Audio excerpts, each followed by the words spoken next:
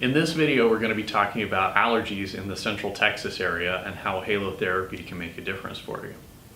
So in Central Texas, we have year-round allergies, but some of the big ones in the fall, we experience ragweed, and that sometime starting in September, late August, early September, through perhaps early November.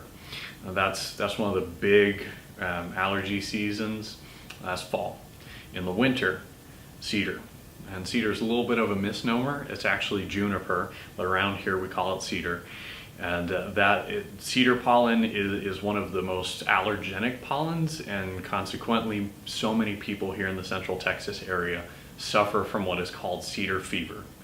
You can experience flu-like symptoms, ranging from headaches to runny nose, sinus congestion, all sorts of different issues, just kind of suppressing everything, making you feel terrible. And that's in winter. It usually starts sometime in mid-December and goes through early February, but it's a little dependent on rainfall and how much rain we've seen in that year. Sometimes it's a little bit earlier, sometimes it's later, and because of that rainfall variable, some years are much worse than others. This year, the last couple years, it's been pretty bad. The previous 7 years, it wasn't as bad, but still fairly prevalent because we're in a drought period. So after cedar goes away, then we have oak. Oak is one of the other main local trees here, and oak season, typically starts right when cedar ends. So that's about mid-February, and then goes until May, sometime in the month of May. And that's those are the big three: ragweed in fall, cedar in winter, and then oak in spring. And beyond that, there are always smaller little pockets of allergens going on, different elms, pigweed, marshweed, molds. Molds are a big one year-round. There's dry mold, and then there's wet mold. Also indoor allergies, and that's cats, dogs, dust mites, mold in your house. That can be all year-round as well. But summer is usually a little bit less.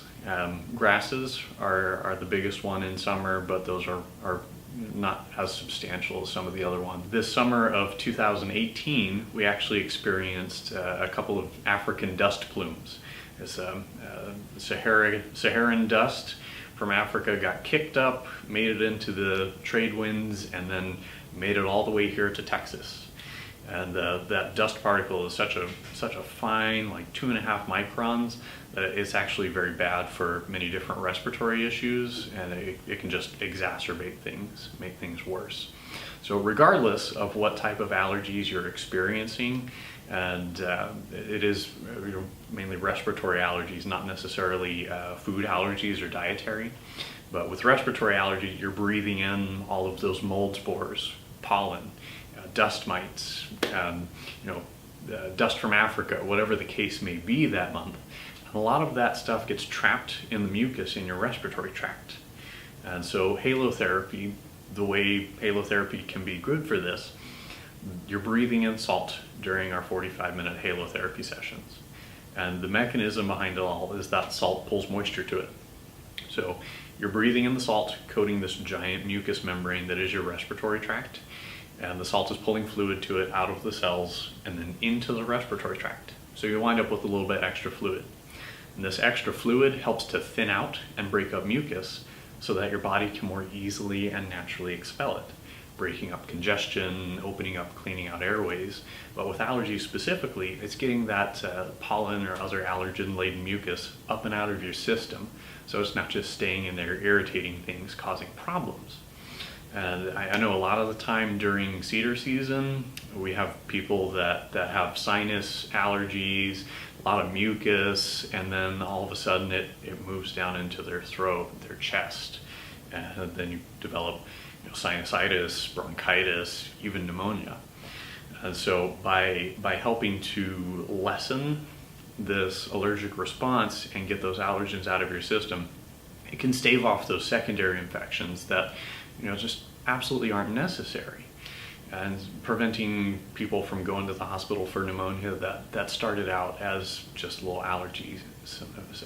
So definitely keep us in mind during your allergy season, whether it's fall with ragweed, winter with cedar, spring with oak, or any other time of year. Little mold flare-ups, they're all year round. I deal with alternaria mold issues, but we have tons of people that come in all year round with various allergies. So that's going to be it for our allergy section here. Next time, we're going to be talking about asthma.